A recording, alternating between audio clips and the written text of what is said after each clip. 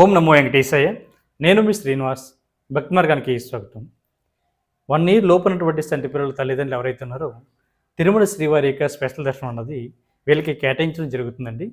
మీరు నేరుగా తిరుమల కొండపైకి వెళ్ళిన తర్వాత మనకి స్వామివారి యొక్క ప్రధాన ఆలయం గోపురం ఏదైతే ఉందో, అంటే అఖండానికి ఎదురుగా మనకి స్వామివారి యొక్క ప్రధాన ఆలయ గోపురం కనిపిస్తుంది కదండి.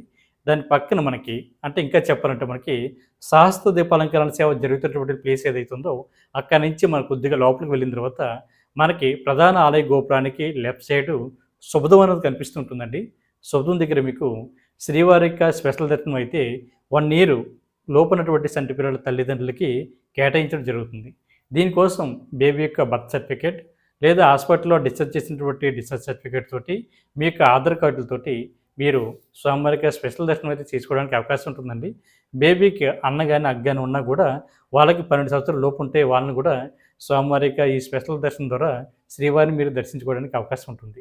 మీకు దర్శనం ఉన్నది ప్రతిరోజు మధ్యాహ్నం 12 నుండి మనకి సాయంత్రం 5 గంటల వరకు కూడా స్వామివారికి స్పెషల్ దర్శనం అయితే ఈ 1 ఇయర్ లోపునటువంటి చంటి పిల్లల తల్లిదండ్రులకి అయితే ఇవ్వడం జరుగుతుందండి.